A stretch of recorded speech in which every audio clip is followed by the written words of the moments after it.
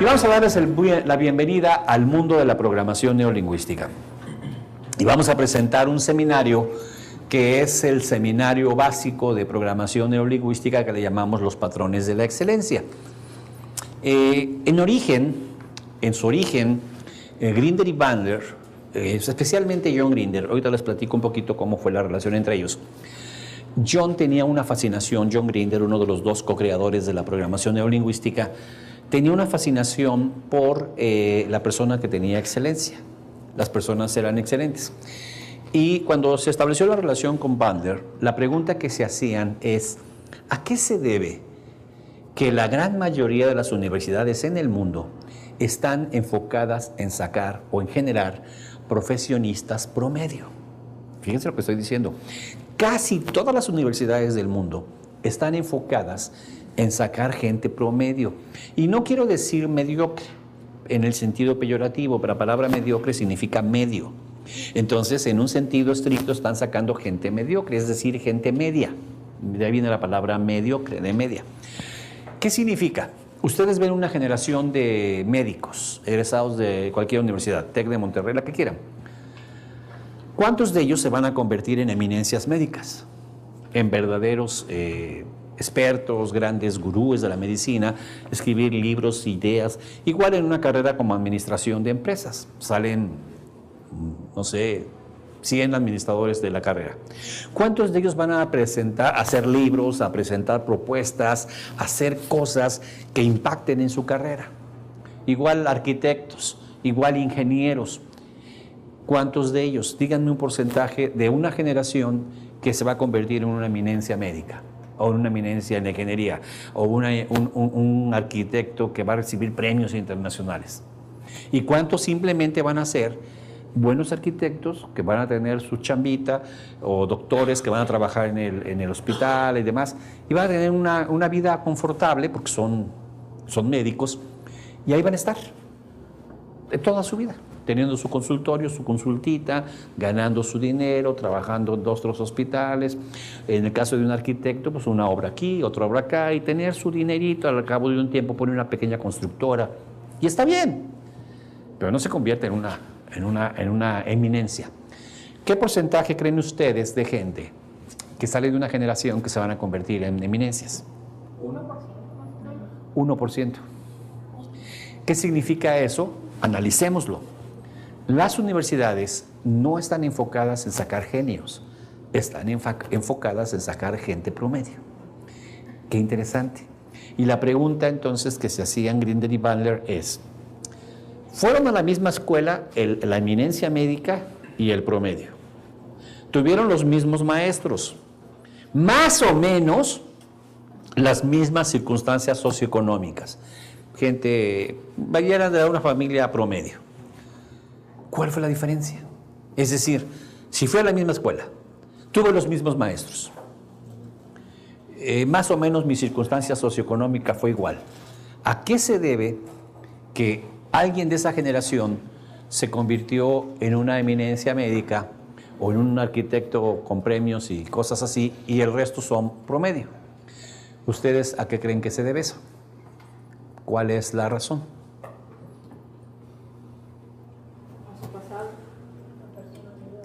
¿Tendrá que ver la escuela? Es la familia, lo que les inculcaron para su forma de ser. La familia, lo que les inculcaron. La inteligencia emocional. También, sí. Intereses personales a mediano y largo plazo. Sí, lo que vemos normalmente es que la gente no tiene eso. Es decir, es muy interesante tu comentario. La gran mayoría de la gente no tiene un plan de vida a mediano ni a largo plazo. Si tú le preguntas a 100 personas,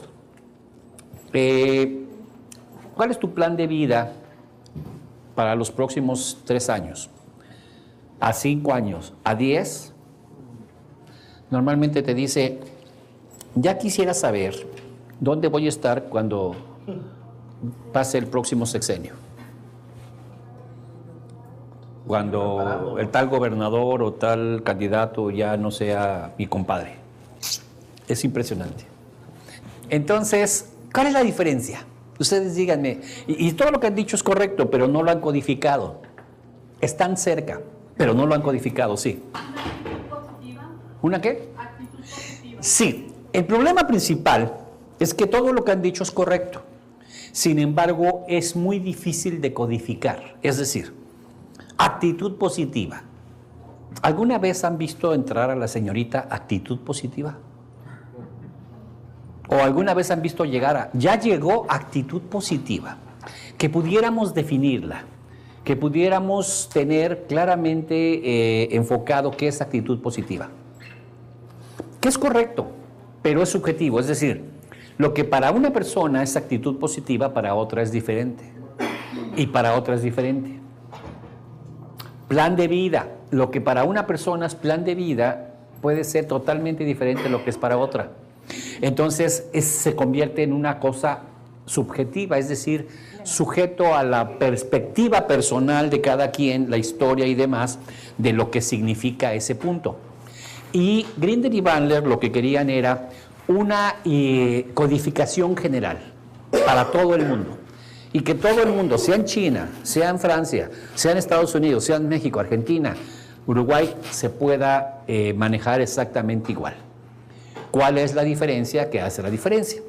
Y entonces el enfoque de Grinder y Bandler durante muchos años fue estudiar a los genios para descubrir cuál es la diferencia, qué hace la diferencia entre una persona que logra resultados por encima del promedio, que en la cultura se le llama genios, y una persona promedio, y poderla codificar de manera que no quedara subjetiva. Actitud positiva, voluntad de perseverancia, ánimo, o sea, que eso es subjetivo. La idea de Grinder y Bandler es, debe haber un factor que hace la diferencia, que marca la diferencia, y que pudiéramos codificar. Y una vez que lo tenemos codificado, se lo presentamos a una persona promedio. Aplica estos patrones y al cabo de un tiempo récord, esa persona está teniendo resultados iguales que las personas sobresalientes. A eso le llamaron programación neurolingüística. ¿Entienden el punto? Y lo que les voy a presentar es eso. ¿Cuál es la diferencia? ¿Qué hace la diferencia? Y además, lo más importante, codifícalo, que para todo el mundo sea entendible, que no haya factores de interpretación. Por ejemplo, la diferencia entre un motivador y una persona que maneja los patrones es el qué y el cómo. El qué es muy fácil de señalar: actitud positiva, proyecto de vida, disciplina, educación. Ese es el qué. El cómo es lo difícil. Un motivador habla más o menos motivantemente así: eres lo que eres y estás en donde estás por lo que tienes en tu mente. ¿Quieres cambiar lo que eres? ¿Quieres cambiar donde estás? Cambia lo que tienes en tu mente. Y la gente sale del seminario: hoy voy a cambiar, pero padrísimo, ¿no? Sales diciendo: ¡wow! ¡Qué conferencia! ¡Qué tipo! ¿Cómo me motivó? Me movió, me hizo brincar, saltar, y yo puedo. Y sales así como: me quiero comer el mundo. Y a los 8 días, igual que siempre. Y entonces lo que sucede es que necesitas tu cassette de motivación o tu CD de motivación para volver a escuchar lo que el motivador te dice. En ese sentido, la motivación se puede convertir en una droga. Es decir, necesito mi dosis adictiva de motivación. ¿Ok? No sé si soy claro en esto. Y aquí no se trata de esto, aquí se trata de decir, el encargado de la motivación debe ser algo en tu ser que en automático te motive. Ya. Que no tengas que estar en la motivación. Ahora, lo que dice el motivador es cierto. Es la parte que vamos a aceptar. Eres lo que eres y estás en donde estás por lo que tienes en tu mente. Es correcto. ¿Quieres cambiar lo que eres? Sí. ¿Quieres cambiar donde estás? Sí. Cambia lo que tienes en tu mente. ¿Y cómo? O sea, sales diciendo que vas a cambiar lo que tienes en tu mente, pero nomás ¿con qué? ¿Con ganas? con voluntad, con actitud positiva, que dices, pues, ¿cómo le hago? A los 15 días, no hombre, a los 8 días, después de la conferencia de motivación, es muy probable que estés igual que siempre. O sea, estés en los mismos ciclos de vida, estés en las mismas rutinas, no hayas notado ninguna diferencia. ¿Ok? Es tan fácil y al mismo tiempo tan difícil. Es decir, cuando la gente lo comprende, es más, a mí me pasó. Cuando Grinder nos lo explicaba, ¿saben lo que decía? ¿Por qué no se me ocurrió a mí? Era obvio. Yo no sé por qué lo obvio es lo más difícil de ver. Lo obvio es lo... Vaya, ¿se acuerdan cuando a Newton le cayó una manzana en la cabeza? Y dijo, ¿por qué las cosas caen? ¿Por qué no se queda flotando en el árbol? ¿O por qué no se queda ahí? ¿Por qué me golpeó?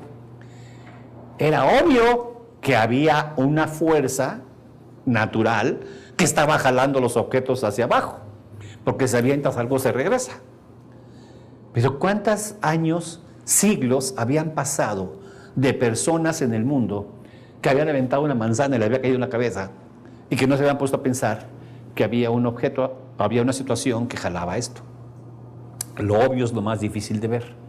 Fíjense, durante siglos los barcos se hicieron de madera. ¿Por qué se hicieron de madera? Porque aventaban un pedazo de madera al agua y flotaba. Y la lógica es, pues si la madera flota, hagamos los barcos ¿de qué? Y toda la vida creían que el barco flotaba porque era de madera. Toda la vida creían eso, que el barco flotaba porque era de madera. ¿Saben que ahorita hay barcos del tamaño de un edificio que están hechos de algo que no flota? ¿Que se llama qué? Acero. Tú tiras un pedazo de acero y se hunde. ¿Y por qué flota el barco? ¿Eh? Por lo hueco. No, tampoco, por lo bueno. Está interesante. Me haces un hoyo y... No. Es una ley que se llama la ley de flotación, que nos dice que la cantidad de agua que el peso desplaza, hay una fuerza en inversa hacia arriba que hace que el barco flote. Es decir, por eso lo hacen una forma así, para que haga un desplazamiento de agua. Y esa ley es matemática. Es decir, la cantidad de agua que desplaza, de agua que se desplaza, es inversamente a la fuerza que el agua ejerce hacia arriba. Entonces ellos miden y dicen, le podemos poner 10 pisos y no se hunde esta cosa. Y hay una lógica muy interesante. El arca de Noé la hicieron inexpertos y el Titanic lo hicieron los grandes ingenieros. El arca de Noé no se hundió y el Titanic sí se hundió. Es decir, no es la ley de flotación nada más, hay muchos más aspectos. Pero tú ves un barco ahora de estos transatlánticos o estos, donde te subes ahí, te haces un viaje por el Caribe. Son espectacularmente interesantes, son edificios, son palacios flotantes. ¿Cómo no se hunde? Los barcos que hacían antiguamente, en la época de la conquista, por ejemplo, los hacían en esa forma, desplazaba agua y el barco flotaba. No tenía que ver con la madera. ¿Sí me explico? ¿Qué nos dice esto? ¿Cuántas veces lo que los científicos creían fue falso? No sé si estoy claro. Históricamente. Lo que los científicos nos decían, esto funciona así, el mundo funciona así, las cosas son así, no es cierto. ¿Y qué estamos haciendo ahorita? Creyendo lo que los científicos nos dicen. Aceptando las teorías científicas de lo que nos dicen, que dentro de 30, 40 años va a decir, no era cierto. A ver, no sé si estoy claro. Acabo de ver un motor que me impresionó. Voy a ir a Estados Unidos a comprarlo. Es un motor que te venden por $400, que le da electricidad a una casa. Es como una planta de luz. ¿Saben cómo trabaja? A base de imanes. Tiene unos imanes que empiezan a ser ciertos y empieza a girar la bobina. No requiere energía combustible ni nada. Les prometo que en los siguientes 80 años los coches van a funcionar con esos motores y no va a haber necesidad de gasolina, ni combustibles, ni nada. Y lo acabo de ver en internet Y el cuate se va a hacer estúpidamente millonario, ya se hizo millonario porque está todo el mundo comprando, porque compras ese motorcito, lo pones en una casa y te da la suficiente energía para la casa y no tienes que gastar en el recibo de la luz. Pero imagínate cuando logren hacer eso para un auto y el motor de un auto esté eléctrico, activado por una bobina a base de imanes que hacen que gire el asunto este. ¡Qué maravilla!, ¿no? Y entonces vamos a decir, era lógico. ¿Para qué gastábamos en gasolina? Y nuestros tatarabuelos, nuestros tataranietos y bisnietos van a decir, ¡qué brutos! Contaminaron el mundo a lo baboso. Llenaron de smog. Todo lo hacían con gasolina y diésel. ¡Qué tontos! Si la fuerza de los magnetos es fácil. A ver, ¿entienden eso? Ya hay trenes que viajan por magnetos y no gastan, sí lo conocen, ¿no? Los trenes que flotan, sí, todo esto, en Japón y todo esto. Pero ahora, este empuje que los imanes no permiten que se junten, lo están aplicando, no sé cómo, para que gire una bobina. ¡Qué maravilla! Se llama el motor Johnson, el apellido del tipo es Johnson. Van a ver a la hora que los de Regios conozcan eso, van a ir, pero hechos raya, a comprar el motorcito. Ahorita está a la venta, Está a la venta. Tal vez dentro de poco va a entrar el gobierno y va a parar eso porque no le conviene a las grandes compañías de vendedores. Pero ahorita lo puedes comprar, Internet, métanse en motor Johnson y vayan a comprarlo hecho raya porque es un motorcito, lo pones en tu casa y tienes luz para todo el día. Pero lo interesante no es el motor, sino que no requiere ningún tipo de combustible. Hay plantas eléctricas, pero requieren gasolina, requieren diésel. Esto no, se maneja sin energía de ningún tipo. ¿Qué les parece? ¿Qué cosas tan obvias cuando lo ves y dices, ¡ay, era lógico! Bueno, yo una vez fui, hace años, estaba en Dallas, fui a Dallas, entonces estaba en Dallas, me fui por Detroit, a Dallas por Detroit. Entonces, estaba en Dallas y estaba en la tienda del Discovery Channel y estaba una japonesita vestida con su kimono, con una pirinola. ¿Saben lo que es una pirinola? Le quedas así, agarraba una pirinola y le hacía así en el aire y se quedaba la pirinola flotando en el aire. Y luego pasaba la mano por abajo, por arriba, por los lados para que viéramos que no tenía un hilo. Y como todos, me quedé así, ¡wow! Entonces la agarraba y me la da. Pesaba, era de metal, bien pesada la pirinola, era de metal. Entonces la japonesita la volvía a agarrar, le hacía así, le daba y la pirinola se quedaba flotando en el aire. ¡Wow! Yo estaba con el ojo cuadrado. La volví a agarrar, me la daba bien pesadota, de metal. Entonces la volví a hacer la japonesita. $80 costaba el truco. Pagué los $80. Era un imán. Había una mesita que te vendía con el sistema, una mesita que era un imán, grandote. Le ponías un mantel y la pirinola era otro imán. Entonces tú tenías que buscar el punto donde se repelen y ahí le das y la condenada pirinola baila. Pagué $80 por un imán. Pero les prometo que lo ponía en casa, cuando llegaban visitas, le daba, y llegaba la gente, un adornito, sí, pero mira, pesa, mira, ahí te va, observa con mi mente. Los tenía vueltos locos, así, ¿qué? ¿Cómo le haces? O sea, impresionante. Es increíble. Era una tontería. Y ahí es cuando dices, pues es obvio. Imagínate la fuerza para que un metal flote, pues el imán era una cosa redonda así, con un imán fuerte, y la otra era un imán, entonces le buscabas el punto de repelsión, pues, le dabas y se quedaba flotando. Interesantísimo. Vean qué interesante y no costó trabajo. ¿Qué significa esto?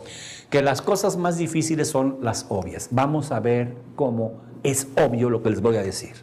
¿Listos? Para los que no me conocen, soy el doctor Edmundo Velasco, tengo una maestría en administración de empresas. Después, de hecho, me dicen, ¿eres médico? Sí. mi área de especialización es microbiología. Microbiología son los que estudian virus, parásitos y bacterias. Especialmente yo me dedicaba a la virología. Cuando me preguntan, ¿por qué te dedicaste después a la psicología? Por motivos de salud. Me estaba muriendo de hambre. La verdad es que como laboratorista no ganaba lo suficiente. Me encantaba el laboratorio clínico, pero no iba a ser suficiente para sobrevivir. Y me cambié. Y después me dediqué a la psicología, me metí a la maestría en desarrollo humano, soy psicoterapeuta gestal, tengo una especialización en hipnosis ericksoniana y conocí al doctor John Grinder, uno de los dos co-creadores de la programación neurolingüística, una historia que les platicaré más adelante. Y pues me hice su socio, trabajé con él por 17 años impartiendo cursos en Europa, Sudamérica, Centroamérica, México. Y cuando me preguntan, ¿por qué te quedaste más en la programación neurolingüística que en otras cosas? Yo siempre les digo, porque funciona. Y no conozco algo más eficiente para cambio que programación neurolingüística. Y vaya que estoy constantemente viendo todo lo que hay. Hablaron de inteligencia emocional, es una derivación de PNL. Inteligencias múltiples de Howard Gardner es una derivación de PNL. Aprendizaje acelerado es una derivación de PNL. Todo lo que he estado viendo está muy interesante, pero sigue siendo una derivación. Todavía no aparece, no encuentro, y va a llegar de seguro, algo todavía más interesante. Les cuento rápidamente, porque anoche estábamos platicando de esto. Hablando de los imanes, que para mí viene a ser el magnetismo, algo que vale la pena que nos empecemos a meter más. La gente cuando tiene un ataque epiléptico, lo que pasa en el cerebro es que se hace como un cortocircuito y toda la electricidad del cerebro se empieza a disparar. Entonces la mano se empieza a mover, la otra también, se mueve acá y entonces la gente entra en un ataque epiléptico. Y se mueve sin control porque las neuronas que están se activan y se mueve acá y es una cosa espantosa, un ataque epiléptico. La persona entra en una, no sé si les ha tocado ver, es muy impresionante. No se va a morir, pero es muy impactante ver a una persona con un ataque epiléptico, te asustas. En Estados Unidos están practicando algo que era lógico. Hay un cortocircuito en el cerebro y entonces un científico inventó como un rayo láser, pero de imán. Debe ser una maquinaria un electroimán. Y entonces lanza un haz magnético muy focalizado, no sé si me explico, como si fuera un rayo de luz, pero es de imán. Se ha demostrado con este aparato que una persona que está en ataque epiléptico, se lo disparan, suspende el ataque epiléptico. ¿Qué sucede? Pasa lo siguiente, ustedes lo saben. Si tengo un cable de luz y le disparo un imán o pongo un imán, suspendo la transmisión de la electricidad. O sea, no pasa. O sea, una forma de suspender la luz a alguien es magnetizar el alambre y ya no pasa la corriente. O sea, ¿sí me explico? Se afecta. El flujo de electricidad se afecta por el magnetismo. Es algo que saben los físicos. Tiene lógica. Si le pones a una descarga eléctrica un imán, pues se para porque se suspende la transmisión de electricidad. Fíjese qué interesante. ¿Por qué no se le había ocurrido a alguien? Tiene que llegar grandes científicos a hacer lo obvio, lo básico, lo sencillo. Pues fíjense que por accidente descubrieron que las personas, los estudiantes de la Universidad de Stanford, que eran sometidos a este procedimiento, porque a los estudiantes les pagan un dinero por ponerse eso y van y le pónganme lo que quiera por una lana. Y son estudiantes de la universidad, gringos y todo, y les ponen y todo. Por 3 horas mantenían habilidades SABA. ¿Saben lo que son habilidades SABA? Se puede aprender cualquier cosa inmediatamente. Puede leer un diccionario y se lo aprende. Puede leer un directorio y se lo aprende. Habilidades SABA es la capacidad de aprender cualquier cosa inmediatamente. Lo mantenían por 3 horas los estudiantes. O sea, todo lo que estudiaban después de que les iban a describir el experimento, por 3 horas lo aprendían. Piensen en un mundo como así.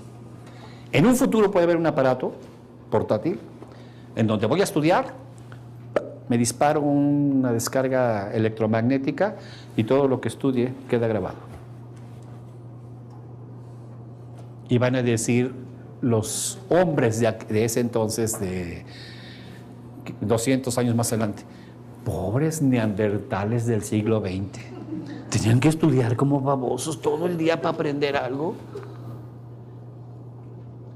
Vas a un hospital y hacen una cirugía de corazón, hacen un trasplante de riñón. Comparen esto con lo que vivían los aztecas, los incas. No podían, era imposible. La persona se moría. ¿Cómo verían ellos que nosotros ahora podemos hacer un trasplante de riñón, un trasplante de corazón, una cirugía corazón abierto, repasar una válvula? Sencillísimo, vaya, es una cirugía más o menos de rutina. Y antes se morían. Imagínense época del colonial, no vayan tan lejos. Así estamos con respecto a lo que viene en 200 años. Vamos a ser verdaderos retrógradas, no sé si me explico.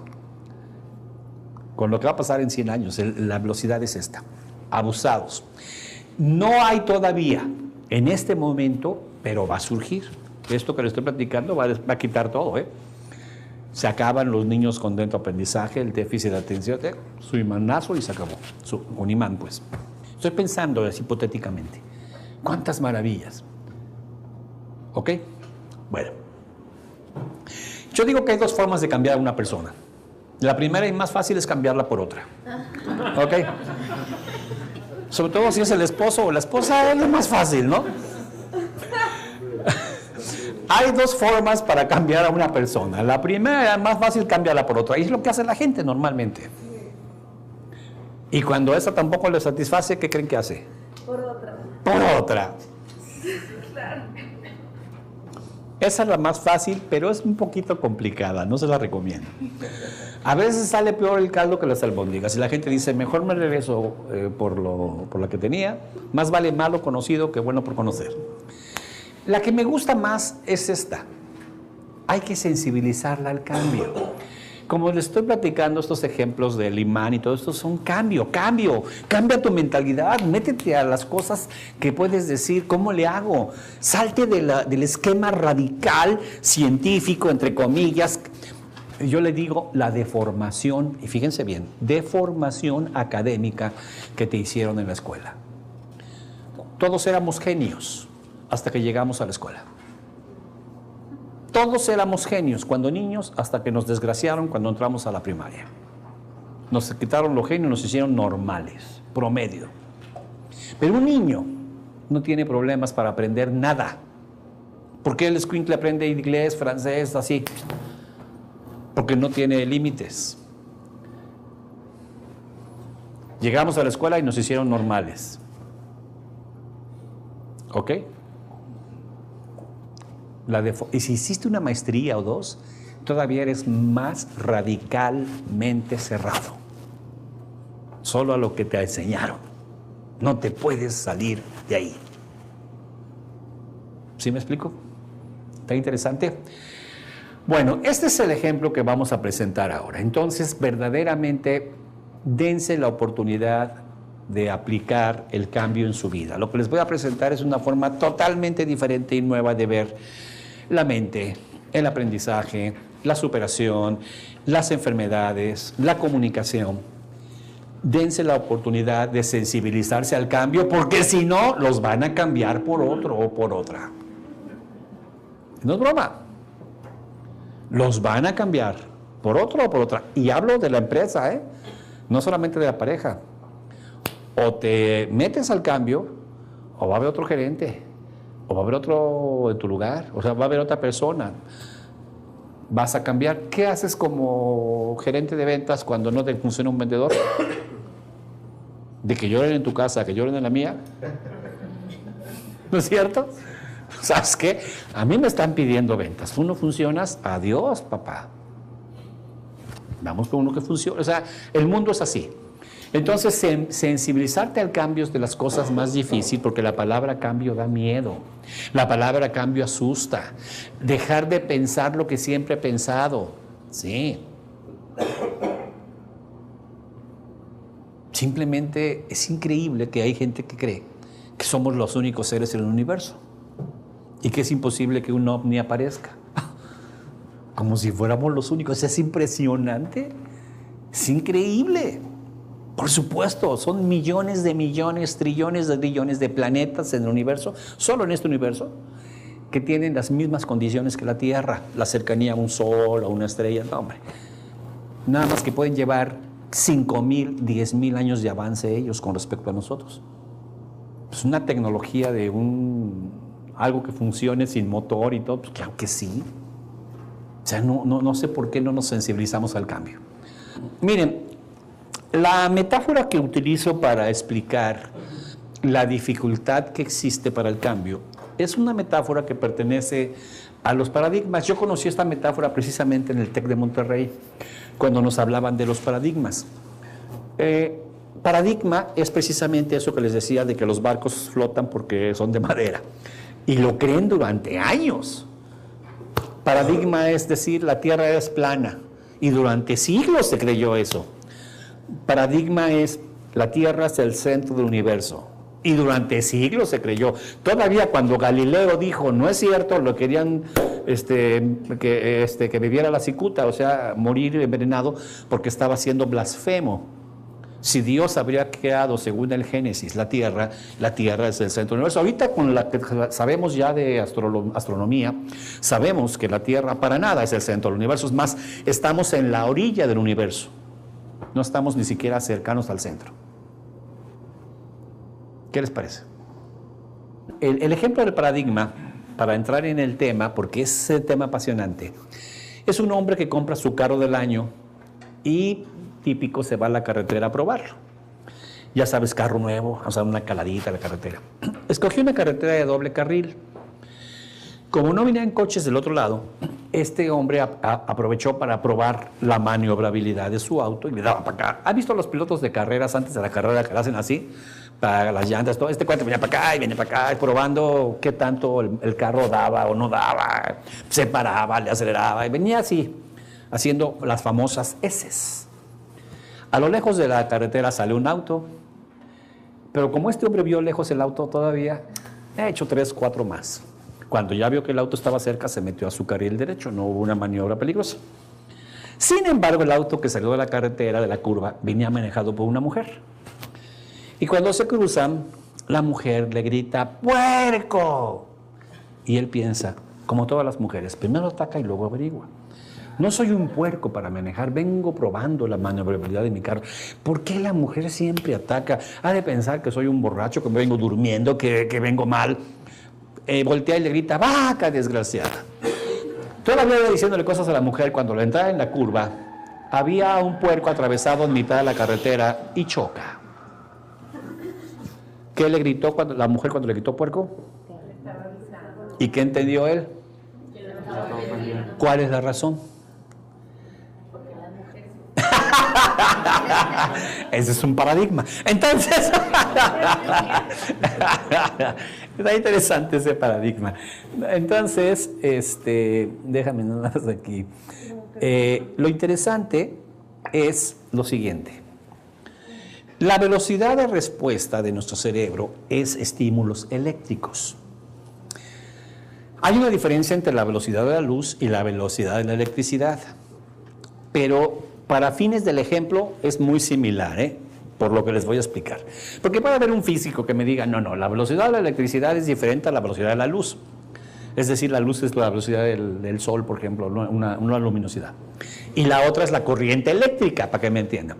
Pero para fines de este ejemplo, permítanme ponerlo similar. ¿Se acuerdan la velocidad de la luz?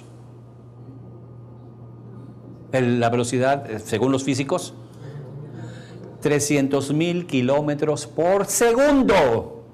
En realidad son 280,000, pero para no meterse en honduras matemáticas lo redondean a 300,000, porque no le pudieron medir muy bien. Entonces 300,000 es la distancia de la Tierra a la Luna, más, poquito menos, pero es la distancia de la Tierra a la Luna. Entonces imagínense cómo le mides. Pero bueno, sí es un cálculo. Significa que la electricidad es muy similar. Según dicen los expertos, si fuera continua, rebasaría o igualaría la velocidad de la luz. En fin, hay teorías en ese sentido, pero vamos a dejarlo igual. Tu cerebro funciona por impulsos eléctricos, o sea, tu cerebro funciona a 300,000 kilómetros por segundo. Bien, la distancia de la Tierra a la Luna en un segundo. Por muy cabezón que estés, por muy yucateco que seas, ¿cuánto mide tu cabeza de aquí a acá? Díganme piensen en un cabezón. Acá en México, por si no lo saben, a las personas de Yucatán, allá del sureste, se les reconoce como personas de cabeza grande. ¿Hay algún yucateco en la sala? Bueno, entonces ustedes saben por qué a las mujeres yucatecas no les llevan serenatas. Porque se asoman al balcón y se van de cabeza por el peso de la cabeza. Entonces, no, es una broma, es una broma. Entonces, dicen que misógeno. No, es una broma. Pero bueno, vamos a pensar en un yucateco. ¿Cuánto mide su cabeza de la frente al occipital? Díganme un porcentaje, un número aproximado. 30, vamos a poner 35. No nacía, 35 centímetros. Digo porque no pasaba la cabeza. 35 centímetros. Traten de hacer la siguiente regla de 3. Si en un segundo recorre 300,000 kilómetros, ¿en cuánto de un segundo recorre 35 centímetros? Repito, si en un segundo recorre 300,000 kilómetros, ¿en cuánto de un segundo recorre 35 centímetros? Es una milésima. No es milésima. Se va por mucho más abajo de milésima. Es decir, según el Discovery Channel, que es el que lo calculó, una 10,000 millonésima, 10,000 millones de segundos. Es decir, una 10,000 millonésima, no milésima, millones. Y yo es una 10,000. Significa, en teoría, que tu cerebro puede accesar en un segundo 10,000 millones de recuerdos. Si es que tienes 10,000 millones de recuerdos. ¿Qué hemos asociado con la palabra puerco? Eres un puerco. Comes como puerco. ¿Te acuerdas que eructabas? Pasen a ver al puerco. ¿Te acuerdas todas las cosas que te decían de chiquito? Eres un cerdo. No seas puerco. Desde niño. ¿Cuántas veces has escuchado algo con respecto al puerco? Bueno, todos esos archivos, cuando el hombre pasa con su carro y le gritan ¡puerco!, en millonésimas, no milésimas, millonésimas de segundo, su cerebro busca y saca todas las asociaciones o recuerdos que tiene relacionadas con puerco. Eres un puerco, comes como puerco, ¿qué puerco eres? Entonces inmediatamente lo recibe como una agresión. Genera un paradigma. La palabra puerco es agresiva. Por eso en menos de un segundo voltea y le grita, ¡vaca, desgraciada! Porque me han dicho en los cursos, bueno, ¿y a poco pensó? ¿Por qué me ataca? Todas las mujeres, no, ya se pasó el coche, o sea, ya no alcanza a gritarle. No, esto es así, somos paradigmáticos en la respuesta. Lo que tenemos grabado, respondemos en millonésimas de segundo. Cualquier palabra, cualquier frase, cualquier estímulo, cualquier situación que vea, inmediatamente genera una respuesta de mi cerebro en una 10,000 millonésima de segundo que le llamamos un paradigma. Y vas a responder con tus paradigmas a las interpretaciones que has asociado con la frase, con el evento, con la situación que se esté presentando en tu vida. ¿Sí queda claro? Entonces, si yo le digo a una chica, mamacita, probablemente tiene grabaciones negativas. No sé si me explico. Imagínense que cuando era pequeña un burlar, allá chiquitita, mamacita, y era un tipo borracho, grosero. Ella no se acuerda con el consciente. Todo sucede a nivel inconsciente. Es decir, esas respuestas de millonésimas de segundo no son conscientes para mí. Suceden en automático. ¿Soy claro? Vaya, yo con mi consciente, con mi análisis racional, en un segundo no analizo nada. Solamente digo, en un segundo. O sea, y como, ¿han visto a los perritos cuando avientas un objeto y lo capturas, unas llaves y el perro lo hace así?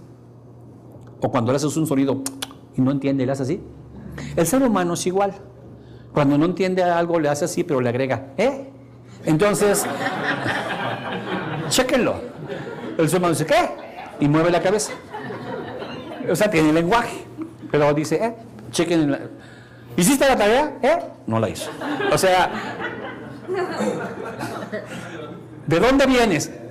Ya no preguntes. O sea, eso es más fuerte que su razonamiento antes de pensar a inventar una mentira de dónde vengo. Y véanlo como el perro mueve la cabeza en mayor o menor grado y pregunta, ¿qué? Ahí está la respuesta del inconsciente. ¿Ok? ¿Quedó claro lo que es un paradigma? ¿Creen que somos seres paradigmáticos?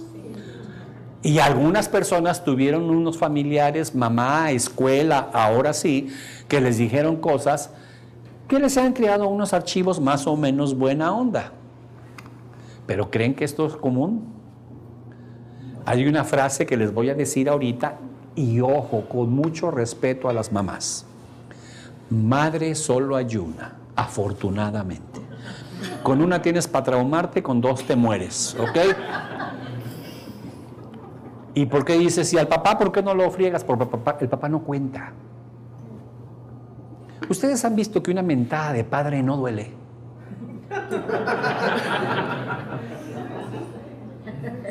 ¿Duele una mentada de padre? ¿Les dolería que dijeran, chinga tu padre? ¿Les dolería? Si te dijeran, tu padre era un vago. Papá! O sea, hasta lo presumes. Tu madre, te rompo el hocico, mi madre una santa.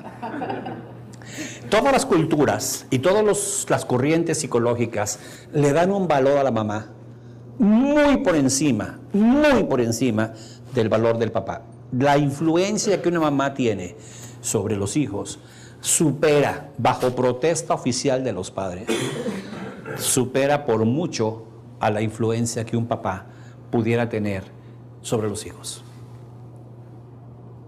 Ustedes lo ven el 10 de mayo, que es el Día de las Madres en México. En otros países es diferente.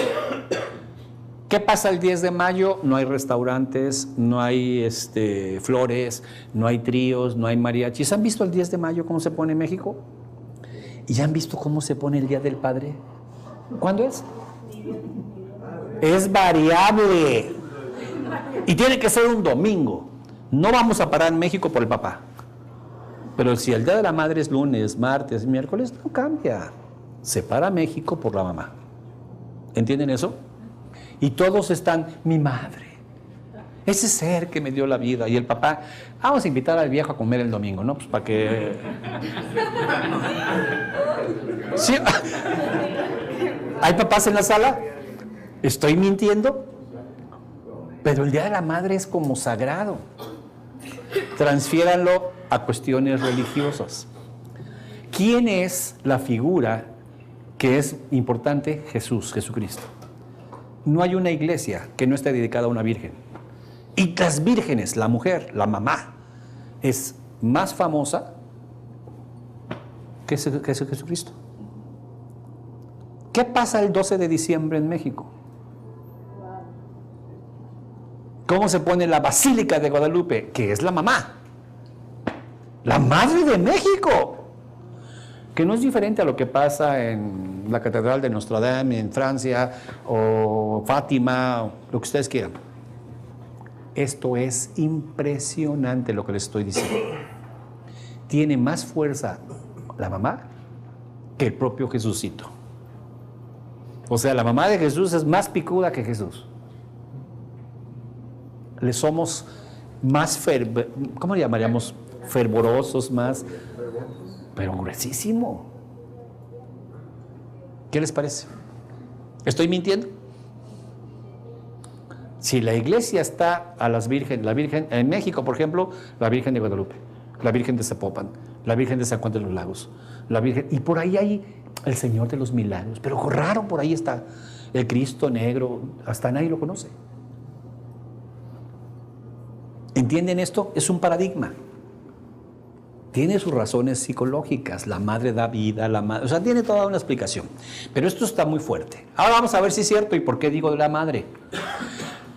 Los seres humanos, ¿por qué estoy haciendo este marco de referencia respetuoso hacia la mamá, pero al mismo tiempo categórico? La mamá es Dios. El papá, por allá anda el pobre.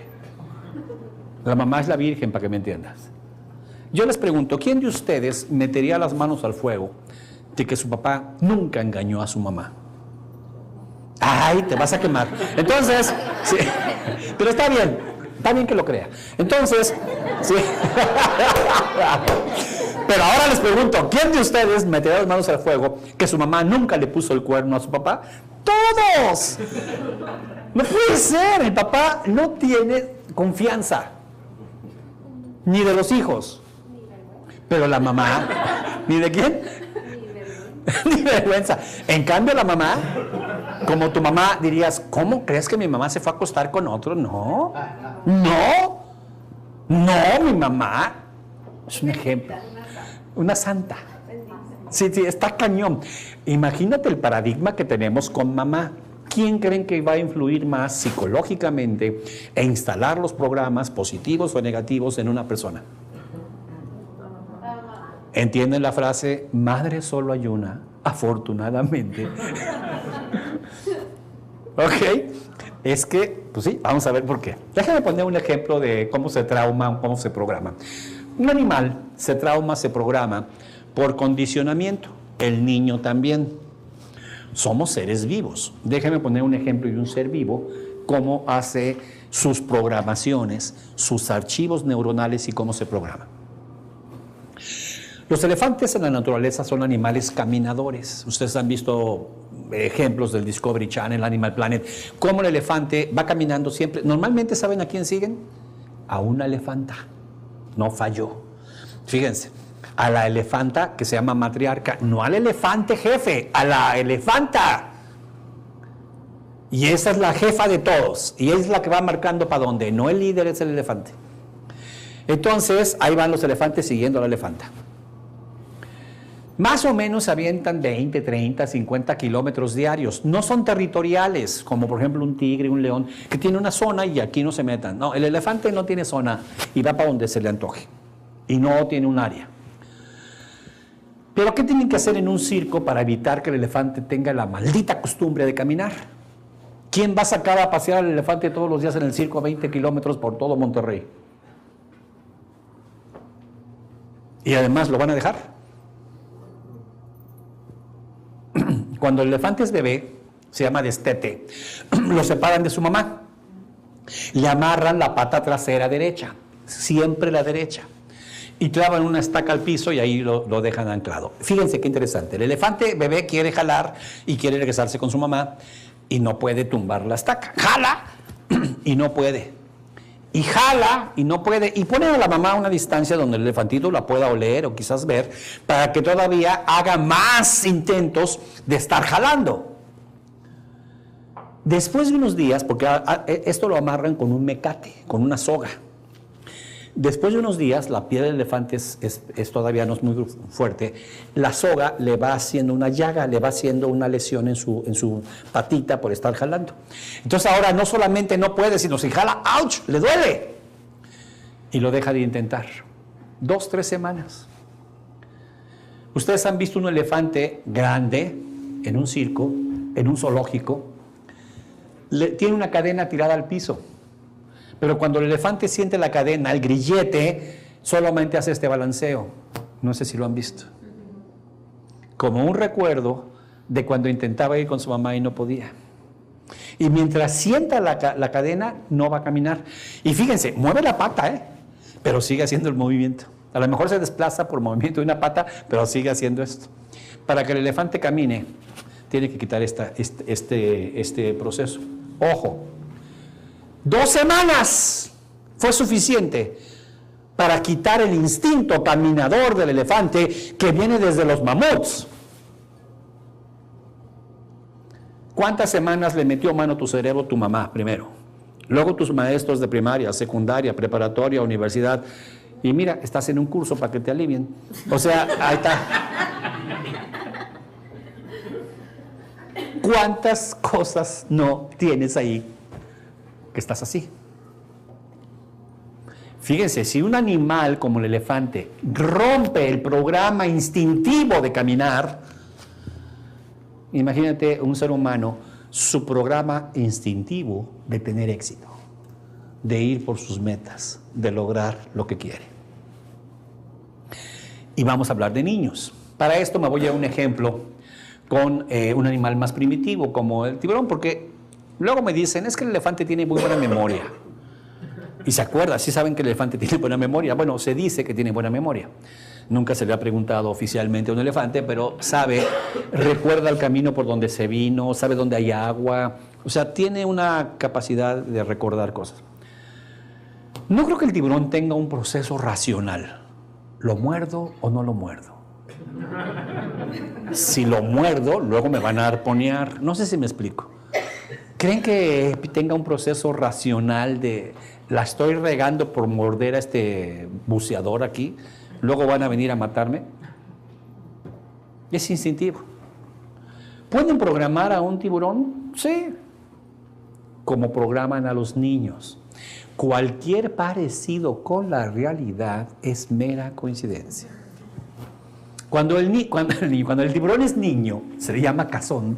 Cuando el tiburón es bebé, iba a decir niño, es bebé, no es un niño, pues. Lo ponen en una alberca y ponen una barrera de cristal grueso. En realidad no es cristal, es un acrílico a prueba de impacto. Va tapando la mitad de la alberca. O sea, esto no está así, está para acá, pero no lo puedo poner tridimensional. Pero imagínense que está tapando la mitad de la alberca.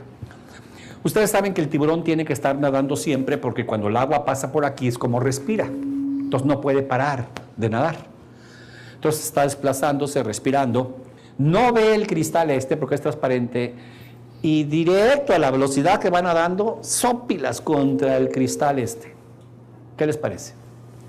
Dicen que esta parte del tiburón es donde más les duele, el cartílago que tiene ahí. De hecho, te enseñan en bucear, si se te acerca un tiburón con la cámara, con algo, pégale aquí y se va, le duele. Yo creo que, no sé cómo lloren los tiburones, pero después del guamazo se va a regresar así como, no sé qué sonido emitan los tiburones, pero imagínense que se dio el hocicazo, ¡paz! Y pues se debe regresar así, sacando burbujitas, algo para mostrar que le dolió. Se le puede olvidar, se da otro golpe. Se le puede olvidar, se da otro golpe. Y después de varios golpes, tiene la piel en carne viva. Lo han visto en el acuario. Y aprende que no debe llegar más allá porque hay algo que no ve que lo va a lastimar. Cuando los entrenadores ven que ya se regresa y ya no se golpea, quitan la barrera. Fíjense, el tiburón está viendo, ya quitaron la barrera, pues no piensa. No lo hacen, ya que se volteó, quítala. No, o sea, es decir, quitan la barrera delante de él. Y él no piensa, ya la quitaron, o sea, no tiene ese proceso de razonamiento. Ya que la quitan, ¿saben cuándo va a pasar del otro lado de la alberca? Nunca. Una vez que ven que siempre se regresa, hacen los trucos del acuario. De este lado de la barrera se mete una muchacha. Claro, hay una marca en la alberca donde estaba la barrera. Y el tiburón ni me hace nada y chapotea, porque dicen que el chapoteo hace que los tiburones se exciten. Sueltan la música de la película de tiburón, chon, chon, chon, chon, o sea, así. Y entonces el tiburón va hacia la muchacha, la gente empieza, ya saben cómo son la gente, la va a comer, pobrecita, salte, todo el rollo. Y justo antes de donde estaba la barrera, ¿qué creen que hace el tiburón? Se regresa. Y la gente dice, ¡wow! ¿Cómo lo entrenaron? A fregadazos. ¿Cómo los entrenaron a ustedes? Chancla, nalgada, jalón de cabello, que normalmente es como las velocidades de un coche, primera, segunda, tercera, cuarta. O sea, agarran la cabeza del niño y le da para adelante y para acá. O sea, no es así, es... O sea, ¿se han visto eso? El jalón de cabello de los niños es así, pellizco, te echabas a correr, se quitaba la chancla, te medía y zapatazo. Cinturonazo, en fin. Y yo les he preguntado en un curso, levante la mano el que nunca sufrió o no vivió una nalgada, un cinturonazo, un pellizco, un zape, una bofetada según le fue con su mamá, una buena cinturoniza. Y la gente platica, no, una vez hice esta travesura y no, me dieron una buena cinturoniza.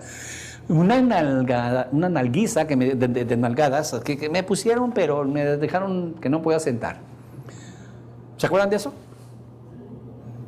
La gran mayoría de la gente en América Latina, porque esto cambia un poco en países anglosajones, hemos vivido bajo la limitación rápida. Guamazo, fregadazo. Se los explico. El niño llega a una fiesta, es un niño de 5, 6 años, 4 años, todo es genio, todavía es genio. Todavía está programado para ve por lo que quieres, ve por tus metas, no te limites. Llega a la fiesta, ve el pastel, su cerebro dice, ve por lo que quieres, no te limites, eres un triunfador y va sobre el pastel. Y le tira el dedazo, y justo antes del dedazo, de la oreja sí lo regresa. ¿Se acuerdan de eso? Si le metió el dedazo, la guamisa, la nalguiza, la cinturoniza va a ser inversamente proporcional a la vergüenza de la mamá. O sea, si la mamá sintió mucha vergüenza de lo que hizo, riata. Si sintió poquita, nomás así para disimular. Suéter es la prenda que se pone el niño cuando la mamá tiene frío. Y que se quita cuando la mamá tiene calor. Ponte el suéter, está haciendo frío, se lo pone. Quítate el suéter, mendigo calor, se lo quita.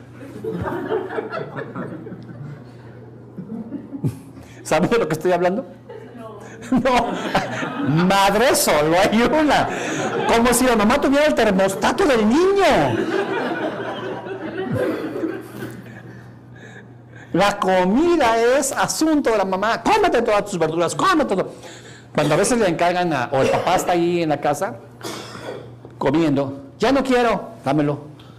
La mamá le echa unos ojos de, no, que te lo comas. ¿Sí han visto eso?